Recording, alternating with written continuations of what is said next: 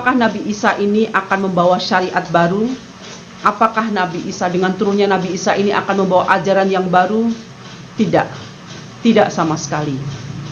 Nabi Isa atau yang mereka sebut selama ini Yesus akan menghidupkan sunnah-sunnah Nabi Muhammad, menjadi imam di masjid, mengajak orang-orang untuk sholat berjamaah, dan tentunya menegakkan syariat-syariat Nabi Muhammad.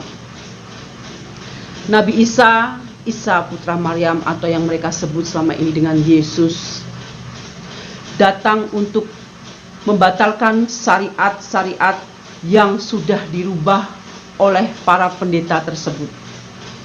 Dan ini diantaranya, salah satu diantaranya mereka, para Yahudi ini mengatakan bahwa Nabi Isa meninggal di palang salib. Hal ini dibantah di dalam kitab suci Al-Quran. Dan ini jelas diceritakan, dikisahkan dalam kitab suci Al-Quran bahwa Nabi Isa ini datang dan menghancurkan salib. Sahabat-sahabatku yang dirahmati Allah, maksud daripada Yesus atau Nabi Isa ini akan menghancurkan salib, karena memang salib itu adalah kutukan. Salib itu adalah laknat atau kutukan.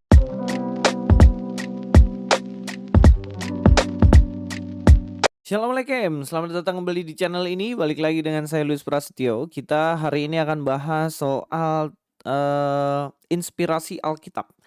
Jadi kemarin saya sudah bahas tentang Wahyu ya, dan kali ini dalam seri kedua dari Doktrin Alkitab, kita akan bahas inspirasi Alkitab. Dan ini sekaligus akan menjawab beberapa pertanyaan penting. Contohnya seperti, Alkitabnya orang Kristen tuh ditulis oleh manusia, bukan ditulis oleh Allah. Soalnya di situ yang nulis Matius, Markus, Yohanes dan lain-lain. Kenapa penulisnya bukan langsung Tuhan aja yang di surga kemudian diturunin tuh kitabnya ke dunia dititipin sama Yesus? Kenapa nggak kayak gitu? Nah, karena ditulis manusia maka itu membuktikan bahwa kitabnya orang Kristen itu palsu. Nah, pertanyaan-pertanyaan model begini nih yang kita mesti jawab melalui satu nama doktrin dalam Alkitab, yaitu inspirasi Alkitab. Dari sini kita akan tahu kenapa kok Alkitab itu ditulis manusia, tapi apakah ada campur tangan Tuhan apa enggak di situ. Nah, sekarang kita akan bahas aja guys. Nah, ini adalah inspirasi Alkitab, seperti yang saya sudah katakan tadi. Kemarin kita sudah bahas tentang Wahyu. Oke, jadi aman ya. Yang belum nonton silahkan langsung aja nanti lihat video saya yang sebelumnya di situ. Kemudian hari ini kita akan bahas inspirasi. Berikutnya kita akan bahas soal ineransi atau ketidakbersalahan Alkitab, kanonisasi, transmisi, penafsiran, iluminasi. Ini nanti lengkap. Ketika teman-teman sudah selesai di 7 bab ini, maka teman-teman udah mantep lah doktrin Alkitabnya kan gitu kan. Tinggal poles-poles sedikit udah jadilah. Oke, inspirasi Alkitab. Apa sebenarnya inspirasi Alkitab itu? Inspirasi adalah tindakan Allah melalui Roh Kudus yang menggerakkan nih. Perhatikan ya. Tindakan Allah melalui Roh Kudus. Roh Kudus pribadi Allah yang ketiga, dia yang memang berurusan dengan penginspirasian, penulisan Alkitab, membuat orang mengerti dan lain-lain. Kita akan bahas nanti di doktrin Alkitab ya. Nah, Allah melalui Roh Kudus yang menggerakkan, menguasai dan memimpin. Perhatikan ya. Menggerakkan, menguasai dan memimpin orang-orang yang dipilihnya ini dipilih oleh Allah untuk menulis perkataan-perkataan yang dikehendakinya tanpa salah. Jadi kalau dibilang tanpa ada keterlibatan Allah dalam penulisan Alkitab, Bible-nya orang Kristen, ini jelas sesuatu hal yang sangat-sangat keliru. Itu adalah tuduhan yang tidak mendasar dan itu adalah tuduhan yang dibuat-buat karena ketidakmengertian seseorang. Karena memang faktanya adalah seseorang yang menulis kitab itu sudah dikuasai oleh Roh Kudus, diarahkan dan digerakkan, kemudian apa yang menjadi tulisannya jelas itu menjadi tulisan yang tanpa salah. Oke, kita lanjutkan. Kalau kita lihat di sini ya, ini yang harus kita pahami, walaupun dikuasai oleh Roh Kudus seperti yang saya sampaikan, menggerakkan, menguasai dan memimpin, tetapi kita harus paham 4 hal ini. Allah menggerakkan penulis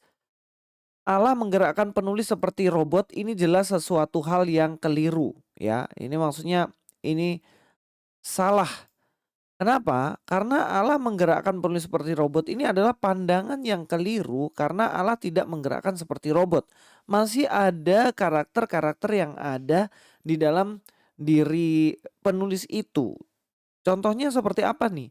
Contohnya seperti misalnya penulis seperti Lukas. Lukas itu adalah seorang tabib ya.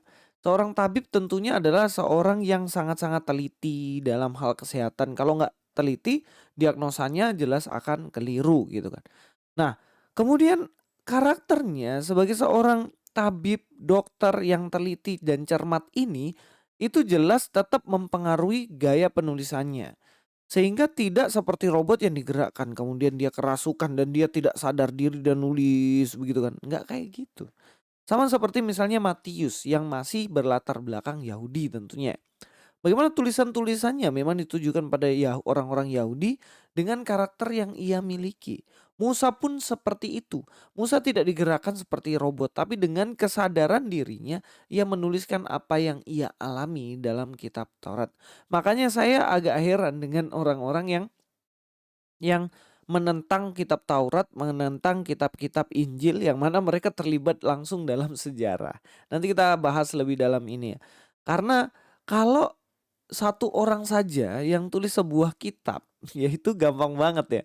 Sama kayak saya nulis sebuah novel ya gampang sekali. Saya urutkan dari pendahuluan sampai akhir tanpa ada kesalahan. Bisa aja karena satu orang yang nulis. Tapi ini yang nulis banyak orang tetapi tidak ada kontradiksi dalam kitab gitu loh. Nah, inilah yang dimaksud dengan digerakkan Roh Kudus. Walaupun kalau kita tahu tidak terlepas dari karakter-karakter yang mereka miliki dari penulis-penulis. Penulis hanya mencatat apa yang Allah bicarakan. Ini jelas sesuatu yang keliru. Karena penulis juga mencatat apa yang terjadi pada saat itu. Nah, maksudnya di sini adalah ketika Tuhan ingin mewahyukan sesuatu, menginspirasikan sesuatu, kemudian Allah bilang, "Aku ingin menghukum engkau." Kemudian penulisnya menulis itu saja, "Aku akan menghukum engkau." Enggak. Dalam Alkitab tuh berbagai macam. Nanti kita akan bahas lebih dalam lagi ya. Yang ketiga, penulis tidak sadar apa yang dia tulis. Ini juga keliru. Penulis dengan kesadaran penuh ia menulis apa yang ia tulis. Yang keempat, menyalin kitab yang Allah turunkan. Ini juga keliru ya. Makanya seringkali kan ada pertanyaan-pertanyaan dari saudara kita bilang begini. Nah, kitab Injil yang asli mana? Yang diturunkan melalui Yesus Kristus. Sekarang mana? Mereka bilang begitu. Loh, kitab Injil itu sistem penginspirasiannya, penurunan wahyunya, inspirasi ini penurunan wahyunya ya, itu bukan dititipin gitu. Yesus lahir titipin kitab gitu. Kemudian ada kitabnya. Enggak gitu. Di dalam Kristen enggak ada seperti itu. Jadi kalau pandangan berpikir diturunkan melalui Yesus dititipin atau melalui Musa dititipin, ya itu jelas sesuatu yang keliru gitu. Nggak ada seperti itu. Karena sistem penulisannya adalah mereka saksi mata melihat apa yang Yesus lakukan itu menjadi kitab Injil. Karena Injil itu sendiri kan Yesus Kristus itu sendiri kan. Makanya ini harus paham banget hal-hal kayak gini. Sehingga ketika ada pertanyaan-pertanyaan yang sereceh itu ya kita bisa jawab lah, simple banget itu. Lanjut ya. Nah, pemilihan penulis Alkitab. Apakah penulis Alkitab ini dipilih random gitu? Kayak contohnya ya ketemu di pinggir jalan, ayo kamu yang akan menulis kitab ini. Enggak gitu. Penulis kitab tuh dibentuk. Dibentuk yang lama banget begitu. Nah, pertama ya, dipilih sebelum dilahirkan. Wah, ini penting nih. Ternyata penulis-penulis kitab ini bahkan dipilih sebelum ia dilahirkan. Seperti dalam Yeremia 1:4 sampai dengan ayat yang ke-6. Firman Tuhan Allah datang kepadaku bunyinya, sebelum aku membentuk engkau dalam rahim ibumu, aku telah mengenal engkau, dan sebelum engkau keluar dari kandungan, aku telah menguduskan engkau. Aku telah menetapkan engkau menjadi nabi bagi bangsa-bangsa. Nah, saya harus garis bawahi di sini. Sebelum engkau keluar dari kandungan, aku telah menguduskan engkau. Dan selanjutnya, bahkan di ayat 6, maka aku menjawab, ah Tuhan Allah, sesungguhnya aku tidak pandai bicara sebab aku ini masih muda. Perhatikan, Tuhan memilih Yeremia bahkan sebelum Yeremia ini lahir ke dunia. Dan pemilihan penulis-penulis kitab pada zaman itu ya seperti itu gitu. Sebenarnya Tuhan sudah menentukan bahkan sejak sebelum ia lahir. Ya wajar aja, Tuhan kan tahu sebelum, sesudah, dan selama-lamanya dia tahu gitu. Makanya dia merancangkan semuanya. Aku ingin pakai orang ini, suatu saat akan jadi ini. Makanya pertanyakan diri Anda itu. Saya ini Tuhan sudah pilih untuk jadi apa sih? Dampak apa yang saya mau buat untuk gereja, bangsa, dunia, keluarga, dan banyak hal lainnya. Kalau kita tidak menanyakan ini, kita nggak tahu kita ini sebenarnya hidup untuk apa tujuan kita kan. Padahal Tuhan kan sudah memanggil sejak di dalam kandungan. Seperti penulis-penulis kitab ini. Di Galatia juga nih, Galatia 1 ayat 15 sampai 16 ya. Tetapi waktu ia telah memilih aku sejak kandungan ibuku dan memanggil aku oleh karena kasih karunia-Nya, berkenan menyatakan anaknya di dalam aku supaya aku memberitakan dia di antara bangsa-bangsa bukan Yahudi. Ini Paulus. Paulus juga menyadari sepenuh hati, sepenuh jiwa. Paulus menyadari dengan baik bahwa dirinya ini sudah dipilih Tuhan sejak dalam kandungan. Jadi ini adalah proses pemilihan penulis kitab. Jadi nggak ujuk-ujuk ketemu orang, ya kamu aja yang dipilih untuk jadi penulis kitab, nggak gitu cuy. Nah, yang kedua, diberikan pengalaman hidup yang mempengaruhi penulisannya. Ini penting ya. Jadi penulis-penulis kitab yang sudah dipilih itu, dia diberikan pengalaman hidup yang mempengaruhi penulisannya. Contoh dalam Kisah Para Rasul 7 ayat 22, dan Musa dididik dalam segala hikmat orang Mesir, dan ia berkuasa dalam perkataan dan perbuatannya. Jadi memang Musa ini ditempatkan di Mesir ketika kecil ya, ketika ditarik dari air dijadikan anak angkat dari putri Firaun. Kemudian dia dididik di dalam pemerintahan Mesir dan sastra Mesir tentunya ya. Semua peperangan Mesir dan lain-lain dilatih. Jadi Musa ditempa di situ sehingga ketika dia jadi pemimpin dia siap untuk menjadi penulis kitab Taurat. Paham ya? Dan ini yang terjadi juga dengan Paulus. Paulus itu juga adalah seorang pemimpin agama Yahudi yang mengetahui seluk-beluk Taurat. Kemudian ketika dia menulis kitab, dia memiliki modal seperti itu setelah Tuhan dididik dalam kehidupan sebelumnya. Begitupun juga semua penulis-penulis kitab seperti Matius, Lukas, dan lain-lain.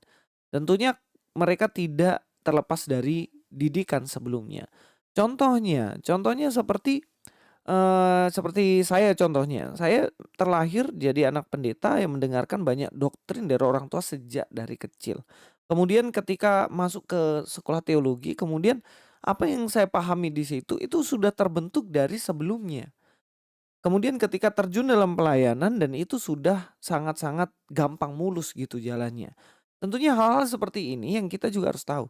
Mungkin teman-teman dididik untuk jadi seorang dokter, tapi kan konteksnya Tuhan panggilannya ingin teman-teman jadi dokter Kristen yang melayani Tuhan, kan gitu kan. Nah, kemudian dari kemampuan-kemampuan itu tentunya ada dampak positif yang bisa dipakai dalam pelayanan di kehidupan nyata. Kira-kira seperti itulah. Dan ini Musa sudah dididik sejak sebelumnya. Contohnya Lukas ya, seperti yang saya bilang tadi. Salam kepadamu dari tabib Lukas yang kekasih dan dari Demas. Nah, tabib ini dia pasti dididik sebagai seorang yang teliti sehingga dia ketika menganalisa kasus dan lain-lain dia sangat-sangat cermat. Terlihat dari setiap tulisan-tulisan yang dia miliki. Ya, cara Tuhan memberikan inspirasi. Nah, ini yang mesti kita pahami dengan baik. Karena begini, kadang-kadang orang salah paham kok ditulis sama manusia, tapi itu adalah firman Allah. Nah, ini juga yang kadang-kadang membuat orang pada akhirnya tinggalkan Yesus, tinggalkan Kristen. Nah, itu ternyata saya buktikan itu banyak tulisan manusia, tidak ada tulisan Allah di dalamnya. Nah, karena mereka tidak paham tentang cara penginspirasian, cara Tuhan menurunkan wahyunya, cara Tuhan menyampaikan firman-Nya kepada manusia. Nah, sekarang saya ajak kita untuk membahas ini. Pertama, penulis itu terlibat langsung dalam peristiwa yang ditulisnya. Terlibat langsung, mereka langsung jadi saksi mata. Seperti yang tertulis dalam 2 Petrus 1 ayat 16. Sebab kami tidak mengikuti dongeng-dongeng isapan jempol manusia, ketika kami memberitahukan kepadamu kuasa dan kedatangan Tuhan kita, Yesus Kristus sebagai Raja. Tetapi kami adalah, apa dibilang sini? Saksi mata dari kebesarannya. Jadi penulis kitab Injil, contohnya nih, saya ambil contoh kitab Injil, mereka tuh terlibat langsung dalam peristiwa-peristiwa yang ada. Jadi mereka itu bukan orang luar yang tidak tahu apa-apa, apalagi ratusan tahun setelah Yesus ada, kemudian menulis kejadian yang bahkan dia sendiri tidak terlibat di dalamnya. Tetapi kalau teman-teman lihat konsepnya ya, dari Kejadian sampai Wahyu, kitab-kitab itu pasti ada keterlibatan antara penulis dengan tulisannya. Tetapi ya memang agak berbeda dengan kisah penciptaan, sedangkan Musa tidak terlibat langsung. Tetapi ada yang percaya bahwa itu adalah cerita turun-temurun yang tetap dipegang oleh orang-orang Yahudi, terutama keturunan dari Abraham. Karena kita tahu Adam pun masih ketemu dengan keturunan-keturunannya yang bahkan sampai kepada Nuh nantinya gitu loh. Jadi kalau kita lihat semua penulis itu pasti terlibat langsung dengan peristiwa itu. Contohnya, Yesus disalibkan. Ada kitab tertentu yang mengatakan bahwa Yesus tidak disalibkan, ya kan? Tetapi yang menulis bahwa Yesus disalibkan adalah mereka yang terlibat langsung dengan peristiwa itu. Para murid melihat langsung Yesus disalibkan dan bangkit. Kemudian ada orang yang tidak terlibat langsung, tetapi dia menulis Yesus tidak bangkit dan tidak disalibkan, tapi digantikan oleh Yudas. Dan ini kan kalau di dalam sebuah kesaksian di pengadilan, pasti hakim yang normal itu pasti memilih mereka yang terlibat langsung. Contohnya, ada kecelakaan di perempatan. Saya melihat langsung, tapi adik saya dia tidak melihat langsung karena dia lagi studi di Australia contohnya. Nah, kemudian di pengadilan lah. Di pengadilan tanyain, benar nggak orang ini yang kecelakaan di sana? Saya bilang, iya benar, saya lihat sendiri. Kemudian adik saya bilang, ah bukan dia. Terus hakim pasti tanya, loh kamu waktu itu melihat langsung nggak? Ah enggak, itu kata istri saya contohnya. Tentunya pasti yang valid adalah yang terlibat langsung dalam peristiwa itu. Dan inilah sistem penulisan dalam Alkitab. Makanya kenapa kok di situ dibilang eh, mereka saksi mata, karena Tuhan juga sudah tahu lah pasti akan ada pertanyaan-pertanyaan, pembuktian, validasi yang mana yang benar. Ya jelas yang benar yang adalah saksi mata kan gitu kan. Oke, kita lanjutkan lagi. Nah, selanjutnya dalam penginspirasian Wahyu juga itu biasanya dikhotbahkan sebelum ditulis. Nah, itu dalam Yesaya contohnya. Yesaya berkhotbah, "Bertobatlah hai orang Israel kepada Dia yang sudah kamu tinggalkan jauh-jauh. Sungguh pada hari itu kamu masing-masing akan membuang berhala-berhala peraknya dan berhala-berhala emasnya yang dibuat oleh tanganmu sendiri dengan penuh dosa." Nah, setelah Yesaya khotbahkan ini, karena ini adalah wahyu yang dari Tuhan, kemudian Yesaya menuliskannya di dalam kitabnya. Sama seperti Yesus juga. Yesus khotbah di bukit itu Yesus khotbah dan kemudian para murid menulisnya, iya kan? Dan masih banyak lagi nabi-nabi biasanya seperti itu. Biasanya nabi-nabi itu berkhotbah seperti itu, Yesaya, bisa Yeremia, itu biasanya terlebih dahulu dia sampaikan kepada bangsa Israel, kemudian bangsa setelah disampaikan mereka akan menulisnya menjadi kitab yang ada Roh Kudus yang menuntun mereka untuk menjadi firman Tuhan, begitu ya. Yang selanjutnya adalah memberikan firman secara langsung. Nah, ini nih, ini sekaligus menjawab, wah firman Bible itu tidak disampaikan Tuhan secara langsung. Enggak juga cuy. Karena yang bilang gini pasti enggak baca Alkitab baik-baik kan. Keluaran 34 ayat 27, berfirmanlah Tuhan kepada Musa, tuliskanlah segala firman ini, sebab berdasarkan firman ini telah kuadakan perjanjian dengan engkau dan dengan Israel. Oh, disampaikan langsung sama Tuhan dan kemudian Musa tinggal menulisnya di dalam kitab. Ya, sebenarnya ada satu lagi ya, Tuhan langsung menulis langsung. Contohnya apa? Contohnya 10 hukum Taurat, itu Tuhan sendiri yang langsung nulis. Pada waktu itu ditulis di 2 loh batu ya. Dan kita tahu bahwa ini adalah beberapa metode cara Tuhan menginspirasikan. Nah, nanti kita akan lihat banyak hal. Dan inilah yang kadang-kadang tidak diketahui, bukan kadang-kadang lagi. Banyak orang Kristen tidak ketahui karena nggak diajarin di gereja. Banyak orang Kristen nggak tahu ini. Dan bahkan banyak orang-orang agama lain yang nggak tahu. Makanya mereka selalu berpikir bahwa manusia itu yang menulis Bible, tidak ada campur tangan Allah. Padahal Allah itu menginspirasikan itu kan jelas melalui Roh Kudus yang bekerja melalui sejarah dan bekerja melalui seseorang. Inilah hebatnya Tuhan. Inilah hebatnya Tuhan. Tuhan tuh nggak monoton gitu loh. Nggak bicaranya cuman satu metode kayak diturunin kitabnya, bluk datang ke bumi ini. Terus nanti disampaikan kepada nabinya, ditulis sama teman-temannya. Nggak gitu. Metodenya banyak banget. Bahkan melalui sejarah, sejarah dunia ini kan. Tuhan berkuasa begitu. Nah, nanti kita akan bahas ini. Nah, banyak banget ya yang kita akan bahas hari ini. Kalau teman-teman senang nonton channel ini ya teman-teman, banyak akan pengetahuan Alkitab gitu. Oke, lanjut ya. Ya, melalui penyelidikan secara seksama, ini yang penting ya. Ini contohnya kitab Lukas. Lukas itu dia bukan murid Tuhan Yesus secara langsung. Artinya bukan termasuk 12 murid Yesus. Tetapi dia itu melakukan penyelidikan secara seksama. Diselidiki benar-benar.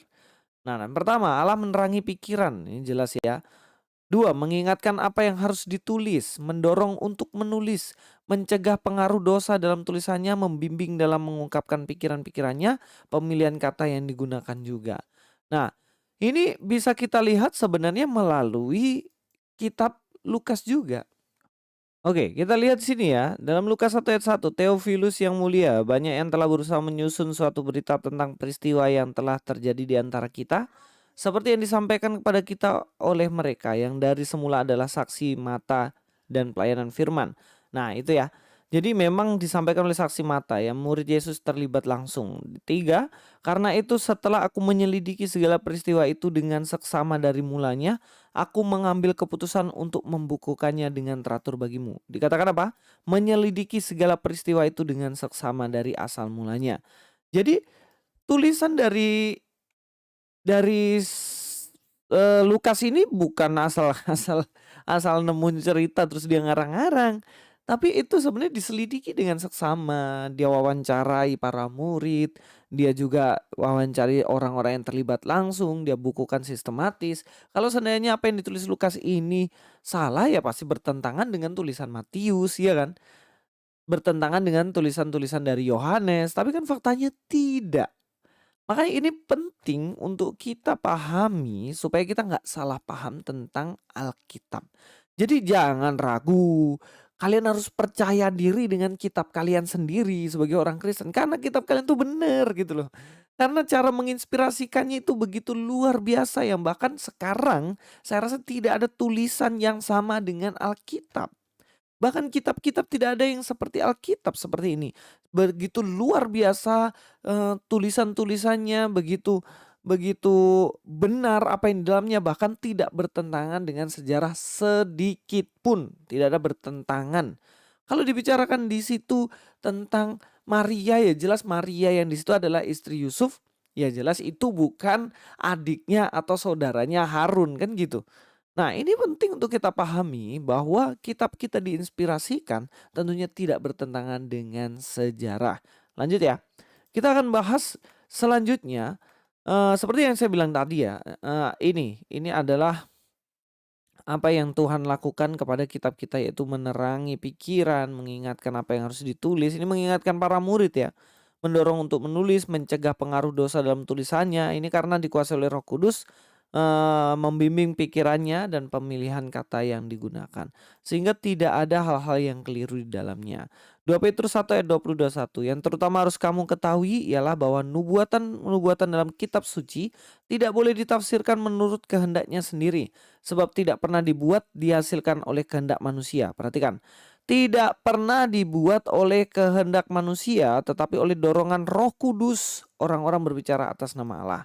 Makanya banyak orang itu yang tidak percaya Kristus kadang-kadang nafsirin sembarang-sembarang ya kan. Contohnya ya video-video seperti ini gitu kan. Apakah Nabi Isa ini akan membawa syariat baru Apakah Nabi Isa dengan turunnya Nabi Isa ini akan membawa ajaran yang baru? Tidak, tidak sama sekali. Nabi Isa atau yang mereka sebut selama ini Yesus akan menghidupkan sunnah-sunnah Nabi Muhammad, menjadi imam di masjid, mengajak orang-orang untuk sholat berjamaah, dan tentunya menegakkan syariat-syariat Nabi Muhammad. Nabi Isa, Isa putra Maryam atau yang mereka sebut selama ini dengan Yesus, datang untuk membatalkan syariat-syariat yang sudah dirubah oleh para pendeta tersebut. Dan ini diantaranya, salah satu diantaranya mereka, para Yahudi ini mengatakan bahwa Nabi Isa meninggal di palang salib. Hal ini dibantah di dalam kitab suci Al-Quran. Dan ini jelas diceritakan, dikisahkan dalam kitab suci Al-Quran bahwa Nabi Isa ini datang dan menghancurkan salib. Sahabat-sahabatku yang dirahmati Allah, maksud daripada Yesus atau Nabi Isa ini akan menghancurkan salib karena memang salib itu adalah kutukan. Salib itu adalah laknat atau kutukan. Sudah keliru, ngaco lagi kan. Nah ya, karena mereka tidak dibimbing Roh Kudus, tidak memahami apa maksud dari kitab itu. Itulah kenapa penafsiran Alkitab itu banyak. Banyak yang harus kita pahami. Ada 7 langkah bahkan lebih. Yang salah satunya adalah kita harus paham siapa pembaca kitab ini, apa konteks kata di dalam kalimatnya, apa tujuan penulisnya, dan kita harus tahu juga latar belakang sejarahnya dan lain-lain. Gak semudah yang kamu pikir gitu.